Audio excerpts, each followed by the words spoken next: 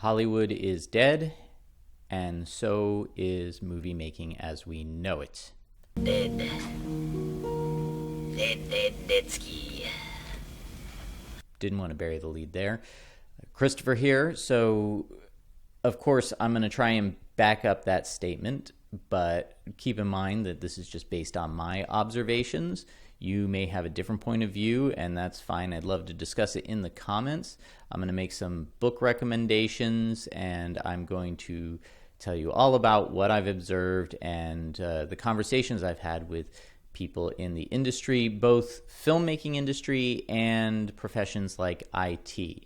So what do I mean when I say Hollywood is dead? Well, obviously it's still going to be making movies, but as we've observed, there are blockbuster movies that have been pushed back. I think now, like Wonder Woman and a few other movies that were supposed to be like the big tentpole summer movies have been pushed back all the way to October, and might get pushed back again. We don't know.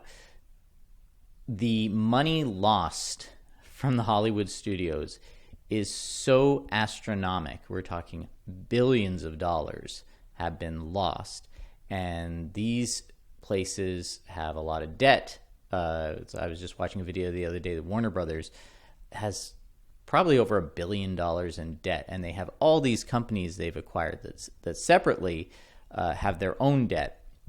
So that's the first point. The second point is the movie theaters have suffered a blow that we don't know if they're going to come back from. And, what is it? The Chinese Man Theater is, or Man Chinese Theater is not the Man Theater anymore.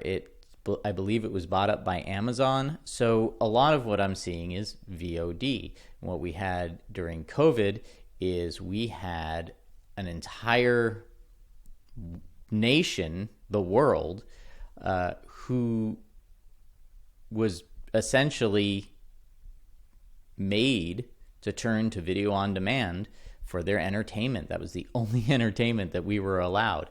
And not that a lot of people didn't already understand that video on demand existed. They did, but a lot of them didn't use it. They were still going out. They were still going to the movies. And, suddenly you're at home. Suddenly the kids want to watch Trolls 2, and there it is.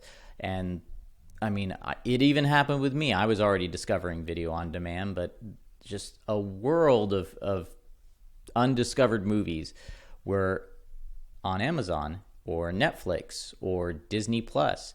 And who's going to kind of win the streaming wars, I think, is almost like a moot point by now. It's like saying which TV channel is going to win the TV wars. There's all these selections.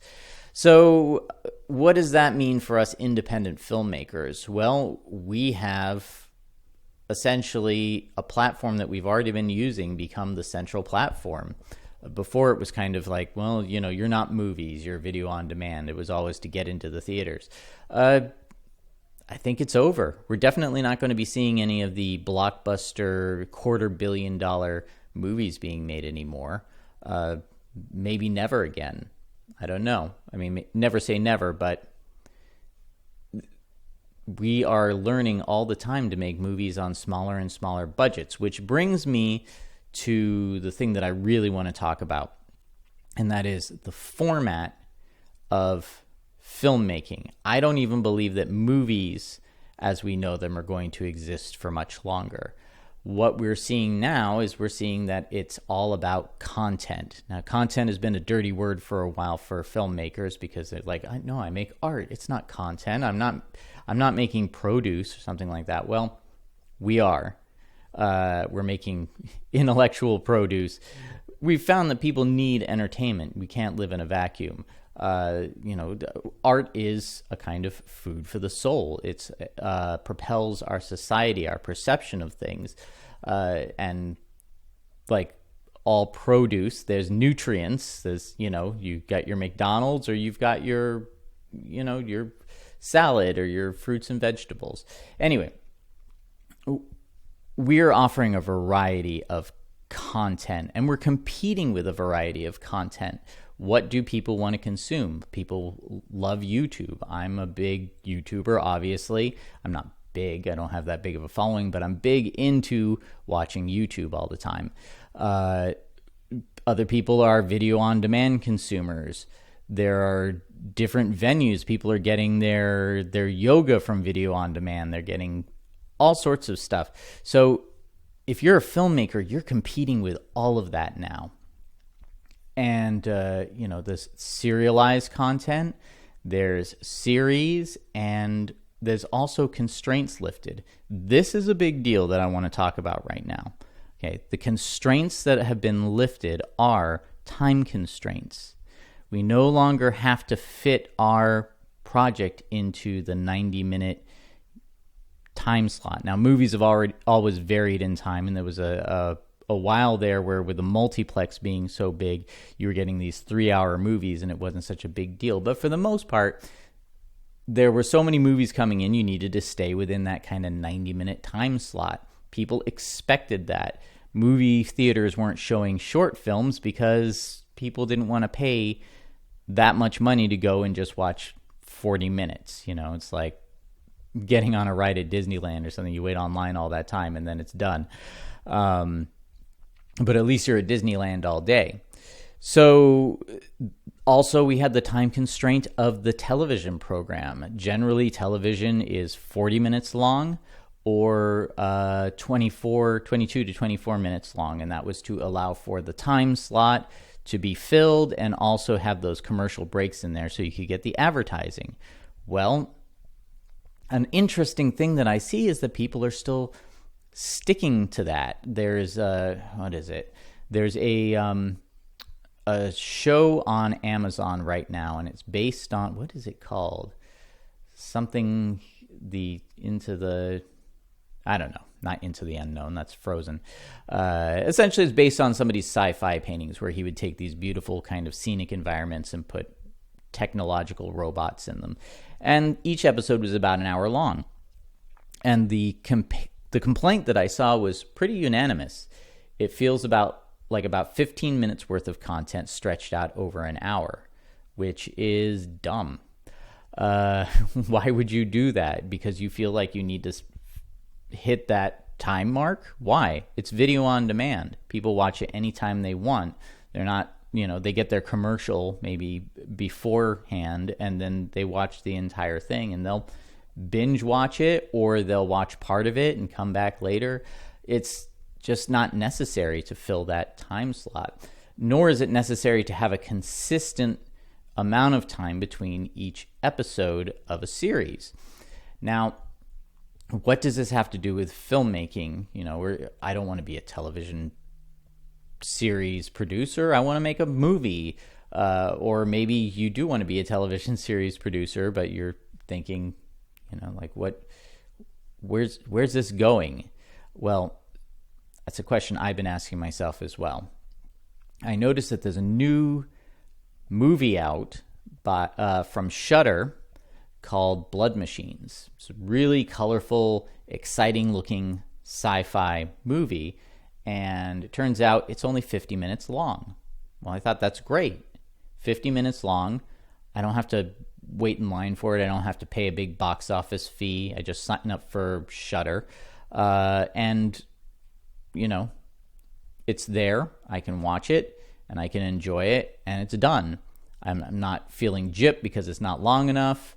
And then I saw that Shudder split it up into 3 episodes, and I was like, that's interesting. And that's because people are consuming things in bites now. They don't have time in their day for binge watching stuff. They're there's people on the go are trying to get stuff done. They don't want to be hung up by sitting and watching a movie. And if they're anything like me, you try and watch a movie in the evening after you're too tired to do anything else, and 20 minutes in, you're asleep on the couch. So yeah, people are breaking these movies up into bites. Now, is that a bad thing? Not really, because you can watch all the bites at once if you want, and you've got a movie, or you can come in and watch them episodically. The other thing that I've noticed is the anthology series is making a comeback. Again, that science fiction one that I can't think of the name. What is that? I don't know. Leave it in the comments. just because I can't think of it. Not that I really care.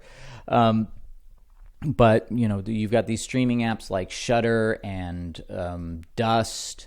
They're giving you anthology material all the time, usually in the form of 20 to 40-minute movies.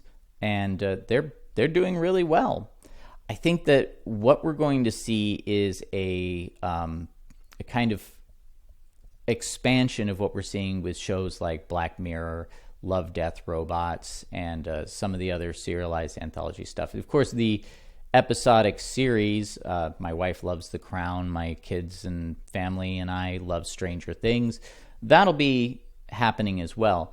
But what we're going to start seeing, I believe, is a lot of anthology series that are going to be able to produce any kind of movie as long as it fits within the genre of that anthology. So, for example, The Twilight Zone. You always knew what you were going to get with The Twilight Zone. You're going to get they've done other incarnations of it, but essentially you get black and white, science fiction, fantasy, with as a parable every episode. But it was always a different cast, a different universe, a different setting, and anything could happen. But you always knew what you were going to get with The Twilight Zone. With Black Mirror, same thing. You know you're going to get dystopian science fiction with some kind of futurist warning or another, usually kind of a downbeat ending, not always, but for the most part. But the fact is that every time there's a new episode of Black Mirror, if you're a fan of Black Mirror, you don't go, oh, I wonder what this is. You know what you're going to get. So if you start thinking in terms of creating an umbrella for what you do, just titled Black Mirror, Love, Death, Robots, it's different every time, but the audience doesn't need to be sold on it every single time you release a new film or episode or whatever you want to refer to it as. They know what they're going to get. So this is, I think, a key thing to keep in mind now.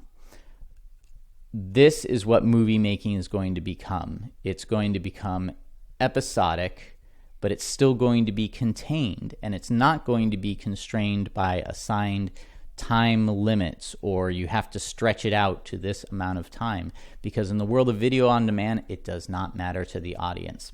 They can get 20 minutes worth of content, or they can get 90 minutes worth of content, or they can get 3 hours worth of content, and it can be broken up into bites that they can consume. If they want more, they'll ask for more. If they don't like it and you've just created a little bit, then your loss isn't that great. So this is the other thing that I want to address, is the fact that because of the amount of money lost by Hollywood, we are going to be asked to create on lower budgets and create more, which is fine because the technology has become so inexpensive, sometimes, a lot of times, free. If you want 3D animation or 3D environments in your movie, all you have to do is build yourself a little green screen, which I'm going to be releasing a tutorial. Sorry, I haven't gotten around to that. I shot it. I haven't edited it yet. But build yourself a green screen and download Blender, which is a free online, or a free open source, a 3D program. You can build things practically like miniatures if you want, like I like to do, and you can scan them using Meshroom, which is photogrammetry. Google that. And you can have those special effects pretty much for free. If you can learn those programs, which you can, they are not that hard, and there are plenty of tutorials online because that's content, those tutorials as well. You can learn that stuff, and you can have great special effects in your movie, and you can strip down your cast and crew to very minimal projects that can have a greater scope. And if you know anything about screenwriting, which is something I'm also going to be talking about on my YouTube channel, so please like and subscribe. And I have interviews with screenwriters and special effects artists and filmmakers and actors, all people who talk about the craft on my YouTube channel. So please subscribe, and also check out my Patreon, which is down below, because I'm going to keep bringing this content to you while I make films.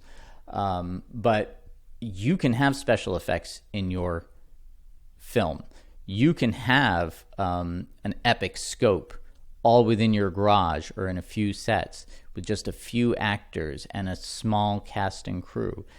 I'm going to recommend a few books to you now, which I highly recommend you check out. I'm going to leave links below. They're going to be Amazon affiliate links, so if you order them through these links, you will be helping to support me in this channel. But these books are invaluable, and they're not about filmmaking. Although I'll put some filmmaking recommendation books in the description as well. But I'm going to recommend to you The 4-Hour Workweek, which is a book about essentially how to create a business for yourself, not a filmmaking business, but any business. And some of the information will be relevant to what we do, and some of it you can just disregard. But essentially, it's about how to delegate and not wear yourself out trying to do all of these things. The other book that I'm going to recommend to you, which I think is superb, and it is my favorite book right now, is Getting Real. Getting Real is essentially... it was created by people who are building an app. So it doesn't talk about filmmaking. They talk in terms of app creation, creating their business. But it's essentially how to create a business in the most stripped down fashion, and how it is going to be very lucrative for you if you do it that way. And if you try and think like Hollywood, as Hollywood has been doing for ages. Hollywood, if you've ever been on a Hollywood set, it is full of bloat. It is full of miscommunication. If you ever find a person with a walkie-talkie, they're constantly going, into the walkie-talkie. Why hasn't this been done yet? Where's so-and-so? Where are they? We'll find them. Why did they do that? No, don't do that. We got to undo that. Why isn't the camera set up yet? Where is he? It's just full of bloat and too many people to manage. So Getting Real is going to teach you how to do what you're capable of doing, which is, if you're like me, you've got a camera, you've got some sound equipment, and you've got some lighting equipment, and that's it. You can make a feature-length movie, if you want to do feature-length, of high quality on your own if you need to. I would say, have a dedicated sound person and a dedicated cinematographer to work with behind the camera. But if you had to do it on your own, there are ways to do that. There may even be ways to do it where you're the only actor if you are really creative. But it can be done with a level of quality that is consumable content for an audience. And you don't have to be part of Hollywood. Matter of fact, like I said, Hollywood will always exist. They will make movies. They will have jobs for people, but they're behind the curve. We as independent filmmakers right now in this world of content are ahead of the curve. And if we stop thinking in terms of this is how Hollywood does it, this is how it's always been done, and we start thinking in what we can do, we can create something at a level of quality that is consumable content. I'm going to keep saying that again and again. Don't think like a filmmaker. That's the old way. You can do everything you want to do, get your special effects, tell that story you've always wanted to tell.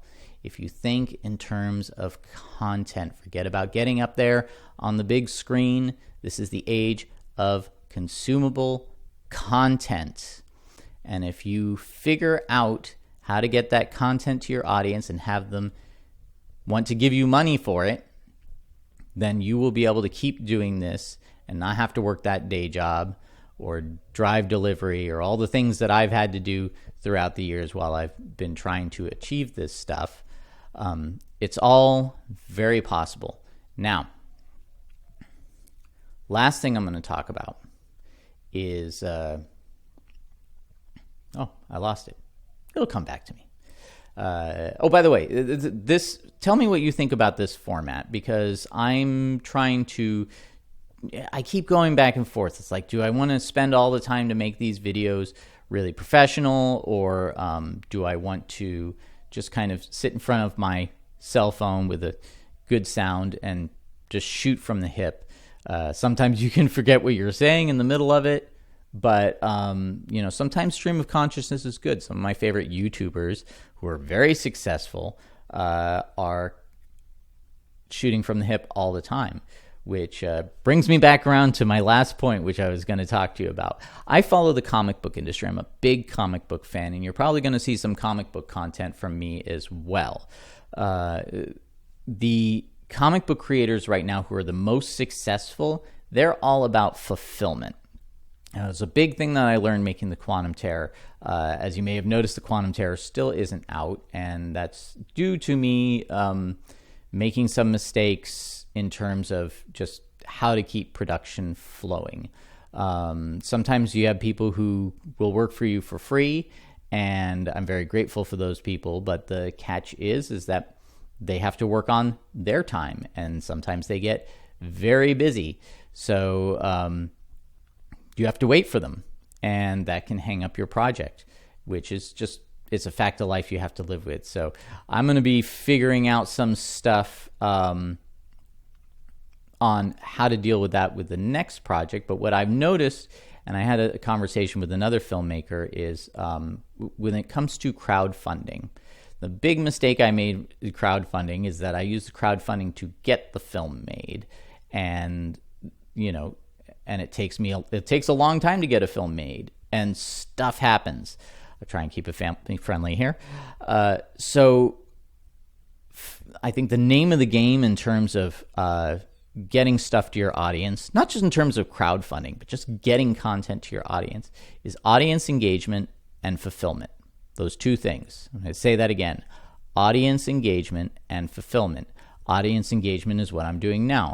I'm talking to people about what I believe, because here's another thing. People don't buy what you do, they buy why you do it. So if they believe in your values and what you have, and that comes through in your art, and I'm not talking about preaching to them, just talking about, what you value in the content you create, and they relate to it. If it's something that they believe in, they'll want it.